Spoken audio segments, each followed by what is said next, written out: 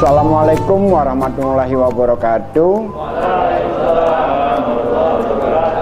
Hari ini saya berbahagia ditemani oleh para pejuang-pejuang yang merupakan, menurut saya mereka adalah para petarung kehidupan. Kenapa saya katakan petarung? Karena teman-teman yang beserta kita sore ini adalah mereka benar-benar orang-orang yang hidup di dalam suasana yang hari demi hari harus diatasi setiap saat. Hari demi hari adalah sebuah harapan, dan hari demi hari tidak pernah lepas dalam mencantangkan harapan ke depan. Kenapa? Teman-teman semua ini adalah mereka yang tergabung di Sekolah Rakyat Ancol. Di sini ada gurunya Pak Bejo, ada kepala Pak Widodo, dan ini Pak, silakan Pak. Pak Widodo, ini Pak Bambang. Saya agak terbalik dari. Lantas di sini juga ada 3 teman, 3 adik yang sudah selesai jenjang kuliahnya, bahkan sudah tamat, yaitu Anissa, Elva, sama Selvi. Jadi dia adalah contoh, menjadi inspirasi bagi adik-adik lainnya, yang mana adik-adik yang di depan sini mereka sudah menamatkan jenjang SLTP dan sekarang sudah memasuki jenjang SLA, yaitu sekolahnya pun memasuki sekolah negeri. Kenapa ini menjadi penting bagi kita semua untuk kita kumpul untuk bercerita? Karena teman-teman yang di Sekolah Rakyat Ancol itu kehidupannya itu dari keluarga, bukan dari keluarga biasa-biasa, bukan dari keluarga sederhana, bukan, tapi ini di bawah biasa-biasa, di bawah sederhana, dalam artian keluarga tidak mampu. Makanya saya katakan yang kehidupannya setiap hari harus dilewati hari demi hari tantangannya gitu. Kira-kira itu menjadi penting, dan alhamdulillah sebagian sudah melewati rintangan itu melalui eskalator yang namanya sekolah. Nah, sore ini kita ingin mendengar bagaimana proses perjalanan dari Anissa, dari Elva maupun dari Selvi mengenai perjalanan mereka sampai tamat kuliah itu. Gimana sih rasanya, apa sih yang dilakukan selama ini, bagaimana melewati tantangan-tantangan demikian, dan nanti adik-adik yang lainnya yang tentunya kita harapkan bisa mengikuti contoh yang baik ini. Kira-kira silakan Anissa bercerita tentang perjalanan selama ini. Awalnya saya bingung seperti itu, sekolahnya itu bagaimana ya gitu, karena kan sekolahnya juga waktu itu sekolahnya itu kan ya sangat sederhana seperti itu. Namun di sini saya melihat suatu hal yang luar biasa, karena ternyata Sekolah Rakyat Ancol itu memberikan kesempatan kepada saya. Waktu itu saya bersekolah di Ancol Arts Academy. Saya diberikan kesempatan oleh Ancol karena waktu itu saya ingat banget Pak Bambang ngetes saya semua jadi murid yang punya kemampuan khusus di seni. Saya waktu itu diberi kesempatan akhirnya masuk kursus piano. Ya waktu itu masuk ke Ancol Arts Academy selama 1 tahun. Di situ saya bersyukur sekali. Hingga akhirnya saya merasakan sekali sangat luar biasa gitu sekolah di Sekolah Rakyat Ancol, karena pada saat tahun 2010 itu saya ketika lulus dari Sekolah Rakyat Ancol itu kan saya alhamdulillah memenangkan lomba motivasi belajar mandiri. Di situ dari pihak Ancol, ya pihak tingkat nasional. Jadi di situ dari pihak Ancol itu sangat mengapresiasi apa yang saya lakukan seperti itu. Jadi dari pihak Ancol memberikan beasiswa kepada saya hingga saya SMK, karena waktu itu SMK masih bayar Pak, walaupun negeri. Alhamdulillah saya berkesempatan masuk di SMK Negeri 27. Waktu itu masih berstatus internasional seperti SBI Invest. Di situ sejujur sih Pak, bagi saya tadi yang Bapak ceritakan ya, dari kalangan yang maksudnya di bawah, menengah bawah gitu, bingung juga sih karena sekolah waktu itu bayar. Wow, luar biasa gitu. Alhamdulillah ternyata Ancol tidak hanya pas saya di SMP, ternyata sangat memotivasi saya gitu, mensupport saya hingga saya lulus seperti itu. 2012 lulus, 2014 tes lagi masuk UNJ, alhamdulillah saya diterima di jurusan pendidikan ekonomi seperti itu. Hingga sekarang alhamdulillah sudah lulus tahun 2018 dengan gelar sarjana pendidikan. Itu. Ya, itu barusan kita mendengar cerita dari Anissa bagaimana perjalanannya hingga dia mencapai gelar sarjana penuh pendidikan dengan berbagai tantangan yang harus dilewati. Dan kita juga pengen mendengar dari teman lainnya, dari yang juga punya prestasi yang luar biasa hebat, yaitu Salva ya. Dan dia juga sudah lulus sarjana penuh dan juga sama, punya banyak hal, punya banyak masalah, tapi mimpinya itu tetap ada dan tidak putus asa menggapai mimpi hingga mimpi itu kegapai. Tentu kita perlu mendengar bagaimana cara Salva menggapai mimpi agar bisa juga menjadi inspirasi bagi adik-adik kita yang lain. Silakan Salva. Halo, perkenalkan nama saya Selva Kasinahernisa, biasa dipanggil Selva. Saya alhamdulillah sudah lulus dari perguruan tinggi negeri di Universitas Sultan Ageng Tirtayasa tahun 2018. SRA itu termasuk tempat yang banyak kenangan gitu di dalamnya. Jujur waktu itu sih sebenarnya nggak berharap masuk SRA gitu, karena pada dasarnya memang kita harus akui juga ya, nggak ada anak yang ingin dikategorikan anak-anak yang tidak mampu gitu kan Pak ya. Pasti kan kita ingin mendapatkan pendidikan yang terbaik gitu kan kalau ada pilihan.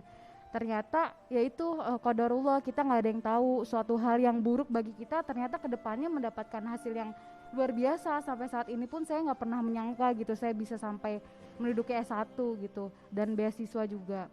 Jadi akhirnya lulus, saya masuk SMA Negeri 15 dekat Pademangan juga, daerah Sunter. Itu masuk situ, oh ternyata gitu ya. Jadi setiap jenjang itu sebenarnya dibalik kebahagiaan pasti diiringi juga dengan perjuangan Pak. Maksudnya artinya nggak selamanya yang kita inginkan selesai gitu aja gitu. Setelah diterima ternyata wah perjuangannya luar biasa gitu. Saya harus naik Kopaja ya Pak. Kopaja itu sebenarnya deket Pak, cuman transportasinya agak ribet. Akhirnya terus sampai 3 tahun nggak pernah ada terbesit saya untuk nggak masuk sekolah, walaupun ya tadi resikonya di kendaraan gitu. Dan ada satu momen dimana ketika itu ya saya lagi nggak ada uang banget, keluarga saya benar nggak ada uang, bahkan dengan ongkos Kopaja aja saya nggak bisa Pak, nggak bisa naik gitu. Dari semalam ibu saya udah ngomong gini, Selva besok gak usah masuk sekolah dulu deh, libur dulu gitu, karena nggak ada ongkos. Terus dalam hati saya, masa gue nggak sekolah gara-gara perkara ongkos gitu, perkara 1.000 perak saya nggak bisa masuk sekolah gitu, kayaknya remeh banget gitu. Kecuali saya sakit parah yang bener-bener saya nggak bisa melek, baru saya nggak mau sekolah. Ya udah saya abaikan aja gitu. Yang biasanya saya nggak mempersiapkan baju atau buku-buku, saya itu bangun lebih awal, saya rapihin baju saya, buku saya gitu. Terus seperti biasa ibu saya masih di atas sajadah, masih zikir ya setelah subuh. Saya duduk di pinggir pintu, duduk sambil murung gitu. Terus akhirnya ibu saya nangis kan, bilang gak usah sekolah karena memang gak ada uang. Betul-betul Pak, 1.000 perak gak ada uang banget gitu. Akhirnya ibu saya keluar rumah ke bibi saya gitu, minta yang sesuai dibutuhkan, yaitu 1.000 perak. Terus ibu saya bilang gini, ini cuman ada 1.000 gitu, nanti kamu makannya gimana, karena gak ada bekal juga gitu. Terus saya bilang gini, gak apa-apa Bu, gak masalah, yang penting buat berangkat, buat pulang ada temen, nanti makan juga bareng sama temen. Akhirnya udah berlalu gitu aja. Itu pun sebenarnya cerita ini saya nggak inget Pak, saya diingetin sama ibu saya gitu, kamu inget gak dulu kamu kayak gini, oh gitu ya. Jadi saya bilang, terus pas pulang gimana Bu? Ya pas pulang kamu ceria-ceria aja, kayak anak gak ada beban gitu. Tadi gimana makan soalnya? Ada tadi bareng sama temen-temen. Tadi pulang gimana? Dianterin sama temen gitu. Ya itu maksudnya bagi saya, untuk adik-adik ya terutama di sini, ketika kita memang keadaan kita sulit, tapi kita membuat itu nggak sulit gitu. Optimis, pasti ada hal positif yang datang ke kita. Pasti ada jalan gitu bagi saya. Yang penting dari kita sendiri nggak menutup gitu kehidupan kita. Kita nggak terlalu menjudge bahwa diri kita susah. Saya yakin kok setiap orang susah pasti ada jalannya gitu.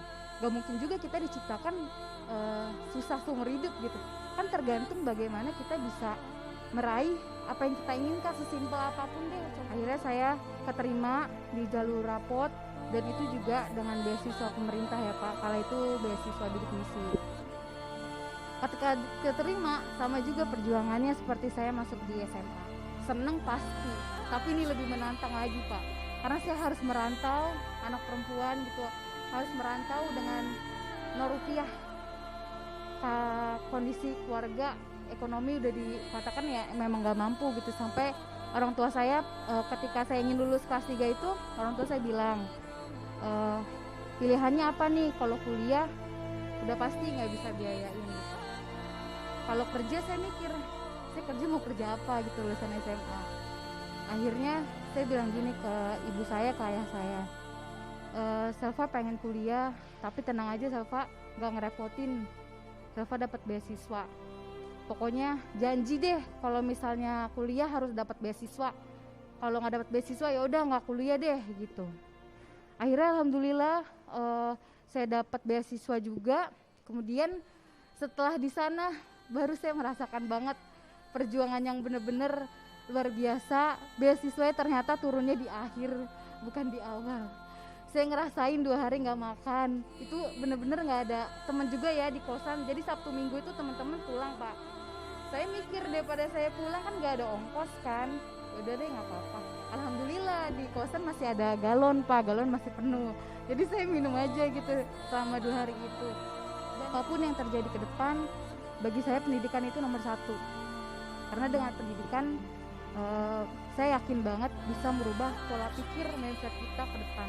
Saya pun kan nanti ke depan akan berkeluarga, saya ingin membentuk keluarga saya jauh lebih baik dibandingkan saya. Itu sih prinsip saya. Kalau soal rezeki, saya serahkan semua sama Allah ya Pak, karena kan kalau soal rezeki kan kita nggak bisa ngatur, tapi kan kita memang harus usaha berikhtiar dengan optimal. Kalau hasil kita serahkan sama Allah. Mungkin itu sih Pak, jadi pelajarannya adalah jangan berbangga. Maksudnya senang boleh ketika apa yang kita dapatkan itu terjadi, tapi kita juga dengan senang itu, dibalik itu kita harus mempersiapkan mental yang jauh lebih besar untuk berjuang lebih gitu, karena setiap naik level pasti kita diujinya lebih berat lagi. Luar biasa ya. Ada 2 cerita menarik dari, kalau ke saya adik, kalau ke kamu ke kakak kamu ini. Cerita menarik pertama itu dari Anissa, bagaimana Pak Bambang mengawasi murid-muridnya tidak hanya di sekolah tapi juga di luar sekolah. Itu bukan persoalan tanggung jawab seorang guru agar muridnya pintar, itu tanggung jawab di sekolah, tapi dia merasa bertanggung jawab agar muridnya itu juga punya karakter yang baik. Saya kira itu adalah dedikasi dan loyalitas yang luar biasa yang ditunjukkan dan yang dilaksanakan selama ini gitu, sehingga membentuk murid-murid yang punya tanggung jawab, punya rasa sayang bukan hanya kepada keluarga tapi juga kepada dirinya untuk tidak melakukan hal-hal yang tidak patut dan mengecewakan orang tua, kira-kira gitu. Saya kira itu dedikasi dan loyalitas terhadap murid yang semua orang harus tahu. Beginilah wajarnya, dan saya kira itu contoh. Kalau dulu saya ngalamin Pak, waktu saya sekolah, guru-guru saya itu yang dekat rumah itu mengawasi kita yang lagi ya lumayan badungnya, kira-kira gitu. Anak-anak sih ya. Biasa lah kayak gitu ya. Tapi tentang cerita Selva tadi tentang tidak punya uang yang walaupun hanya 1.000 rupiah, jadi bisa kita bayangkan, bisa kita imajinasikan, uang 1.000 rupiah pun tidak ada, bagaimana yang lain gitu ya. Tapi itu kan tantangan, bukan halangan. Nah, Selva itu lolos menghadapi tantangan itu. Bagaimana caranya? Tekadnya dia, tekad untuk menghadapi dan melewati tantangan. Jadi menarik itu buat kita semua. Dan selanjutnya mungkin Selvi bisa cerita juga tentang pengalamannya dan bisa memberikan inspirasi bagi kita semua yang ada di sini dan juga nanti yang akan mendengarkan dari tayangan ini. Silakan Selvi. Ya, bismillahirrahmanirrahim. Perkenalkan Pak guys, saya Selvi Kastini Rahma. Biasa dipanggil Selvi. Saya ini kebetulan kembaran Salva. Awalnya juga saya gini bermimpi lah, siapa sih yang nggak kepengen masuk sekolah berstatus negeri gitu kan. Pasti semua pengen gitu yang namanya masuk ke negeri. Tapi kodratullah gitu kan, Allah mempertemukan saya di jalan yang berbeda gitu. Artinya Allah berikan ujian kepada saya dan Selva untuk melewati hal-hal yang susah gitu, maksudnya kali-kaliku perhidupan gitu. Di awal kelas 7 saya awalnya pengen tuh masuk ke SRA 1, tapi kebetulan ada dua pertimbangan, akhirnya saya tidak diterima. Akhirnya saya pindah ke coba daftar ke SRA 2 tuh. Itu posisinya, lokasinya lebih jauh dibanding sekolah SR 1 Pages. Itu ada di Kelurahan Ancol. Dan kalau dibilang itu jauhnya tuh bisa naik mobil jalan lagi gitu. Zamannya SMP bagi saya tuh jauh gitu kan. Nah, saya ngerasa perjuangan di di SMP itu bagi saya tuh udah lumayan berat ya, karena saya ngerasa ternyata sekolah itu emang kita tuh harus berjuang yang namanya dalam posisi keluarga yang tidak mampu. Artinya keluarga saya ini bukan keluarga yang berduit gitu. Yang tadi Salva ceritakan bahwa berangkat sekolah aja ibu saya tuh belum nggak mampu untuk memberikan uang gitu, uang jajan untuk berangkat ke sekolah. Mau nggak mau saya harus berjuang sendiri.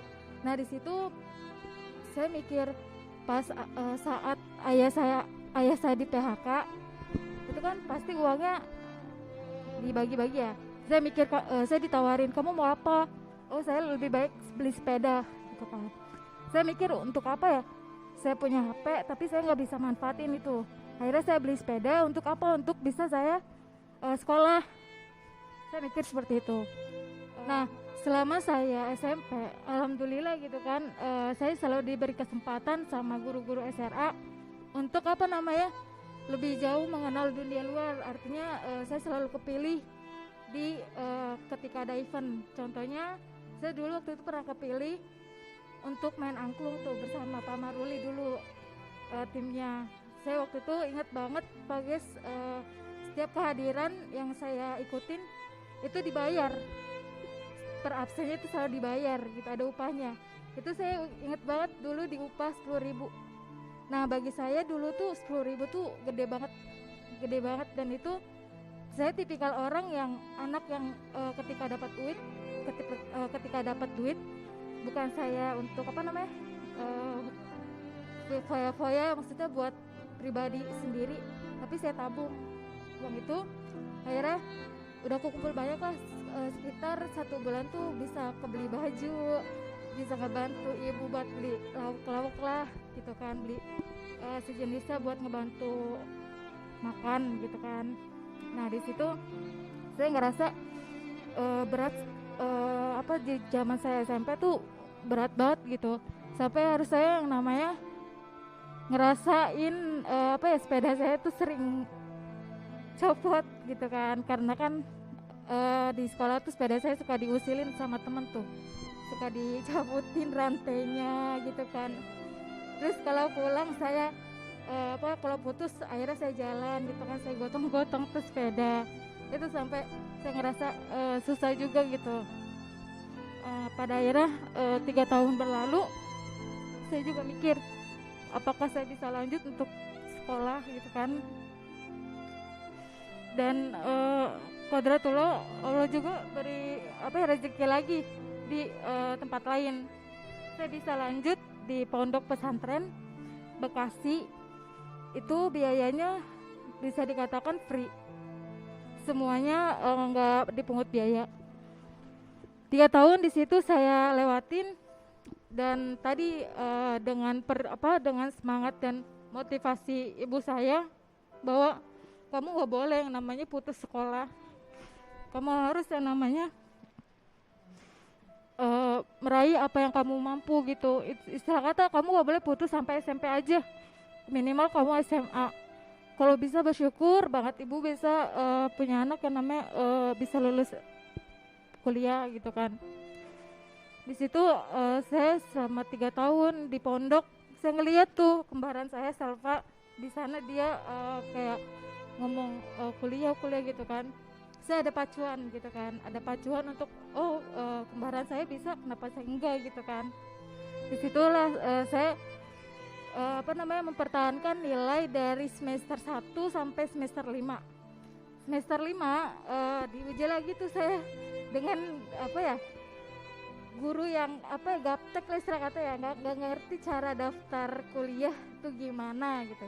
Akhirnya di situ saya coba yang namanya maksain diri, harus otak-atik lah sendiri lah, gimana cara saya bisa nembus ke kuliah yang saya mau. 3 tahun berlalu, alhamdulillah saya coba daftar di jalur rapot itu lewat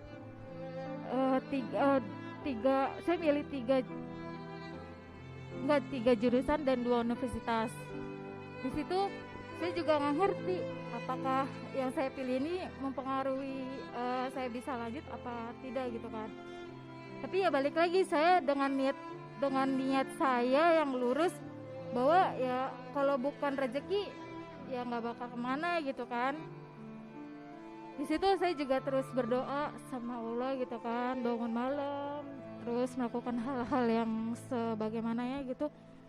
Saya lakukan yang terbaik sampai pada akhirnya saya cek tuh di warnet, karena kan waktu itu saya SMA nggak pernah punya HP ya.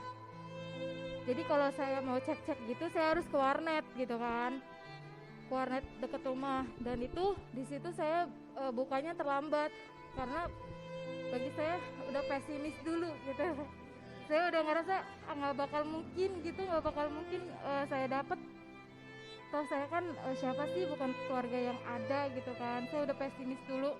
Tapi dengan tekad yang ada rasa dari doa-doa dari orang tua, akhirnya saya pergi ke warnet, saya buka, alhamdulillah gitu kan. Yang saya ingat dari perkataan Salva bilang gini, pokoknya lu kalau misalkan lu buka ijo-ijo itu tandanya lu keterima gitu kan. Terus saya nggak tahu sama sekali, karena di situ saya daftar sendiri, otodidak, pokoknya guru lepas tangan gitu kan. Karena ada saya pokoknya optimis aja gitu lah, penting daftar dulu kan. Ketika saya buka, saya bengong kan, ini bener gak sih, takutnya kan salah gitu kan. Pas saya udah keluar dari warnet, saya temui tuh ibu saya sambil teriak nangis, ibu Epi keterima gitu kan. Apanya gitu, itu Epi lolos di PTN bu, di UNJ, jurusan apa, pendidikan masyarakat. Yang benar, sampai ibu saya ngomong gitu kan, saking gak percayanya gitu kan. Coba cek lagi, enggak bu bener kok, orang kalau misalkan ijo-ijo itu udah positif katanya gitu kan. Oh yaudah, alhamdulillah akhirnya di situ saya sujud syukur. Ya balik lagi, karena Allah tuh bakal uji sampai mana sih hambanya diberikan rezeki itu gitu kan. Nah selama saya dapet tuh, alhamdulillah saya mulai tuh beradaptasi, yang namanya ngerasain kuliah tuh gimana sih gitu kan. Gak sampai di situ juga saya ikut beradaptasi dengan organisasi lain gitu. Saya juga selama kuliah jualan gitu, jualan dari fakultas ke fakultas. Itu sih Pak yang berkesan dari saya, dari perjalanan hidup yang mungkin bagi saya tuh berat gitu.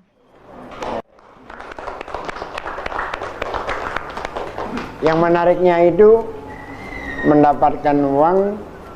Kalau saya ya mungkin di masa itu beli HP atau beli apa gitu, bukan beli sepeda, tapi Selvi ini sudah berpikir yang kebutuhan dia adalah transportasi, maka sepeda. Saya kira itu kecerdasan yang luar biasa dalam hal memilih gitulah di usia seperti itu. Jadi sudah bisa membedakan mana yang primer, mana yang sekunder. Dan itu memang anak yang dipaksa oleh kehidupan itu. Gini, ada orang, ini istilah saya aja ya, ujian di sekolah itu dikasih pelajaran dulu baru ujian. Anak jalanan itu dalam tanda kutip ujian dulu baru belajar. Nah, kamu lulus sebagai anak jalanannya duluan gitu. Karena dikasih ujian dulu baru pelajarannya gitu kan. Itulah bedanya dengan orang yang hanya lulus dengan baca buku, bukan lulus menghadapi kenyataan. Itu yang luar biasanya. Karena gini, perlu diketahui oleh yang nonton acara ini nanti bahwa teman-teman yang ada di sini ini bukan orang yang bisa kamu lihat seperti kamu mungkin ya, bukan. Mereka dari SD ke SMP itu perjuangan, dari SMP ke SMA itu perjuangan, dari SMA ke kampus itu perjuangan yang lain lagi. Yang namanya menjadi mahasiswa saja atau mahasiswi itu mimpi yang sangat jauh gitu loh. Jadi ini adalah cerita tentang mimpi yang tergapai di tahapan pertama. Tentunya ada mimpi yang lain. Karena mimpi-mimpi teman-teman ini adalah bagaimana caranya melewati mimpinya sendiri sebenarnya. Silakan.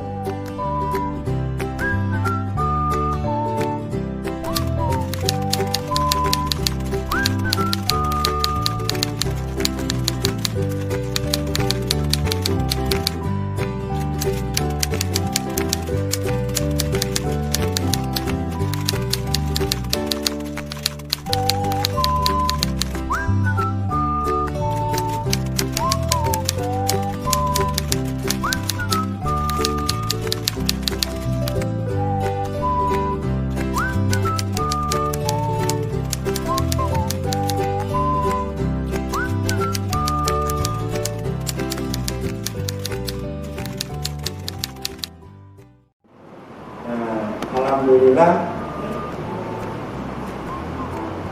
di Ancol ini kita membangun sebuah perusahaan, bukan hanya bagaimana perusahaan itu menjadi maju, perusahaan itu menjadi besar, perusahaan itu menjadi performa keuangan yang baik, tapi bagaimana juga lingkungan kita juga boleh bersama-sama berkembang. Itulah kenapa sekolah rakyat Ancol menjadi penting adanya, karena sekolah adalah eskalator tangga seseorang itu melewati fase-fase dari persoalan kehidupannya. Kenapa sekolah rakyat Ancol menjadi penting adanya, dan bagi Ancol itulah cara bagi kita untuk membuat masyarakat di sekitarnya, untuk membuat kita menjadi bermanfaat untuk masyarakat di sekitar Ancol. Saya kira forum kita ini yang membahagiakan ini luar biasa keren, dan bukan hanya sekali ini, nanti akan ada forum-forum lanjutan kita diskusi seperti ini. Dan saya berterima kasih banyak kepada adik-adik sekalian. Insya Allah kamu selesai dengan masa pendidikannya dan selesai juga nanti dengan cita-citanya dan melewati dari apa yang kamu cita-citakan saat ini. Yang kedua, Pak Bejo, Pak Bambang, Pak Widodo, dan Bapak Eko, terima kasih banyak sudah membantu kita selama ini, terhadap anak-anak kita terutama. Semoga menjadi apa ya, kalau bahasa keren itu kan amal jariah, ya. Tapi investasi akhirat gitu kira-kira. Kira semoga tidak berhenti sampai di sini, kita lanjut terus sampai anak-anak kita ini semua, insya Allah semuanya berhasil mendapatkan jenjang kehidupan yang lebih baik. Terima kasih banyak Ancol TV malam ini kerjasamanya. Semoga ke depan akan lebih baik lagi, dan kita akan melihat adik-adik ini datang ke kita dan membawa fotonya, Pak kami baru pulang dari Turki.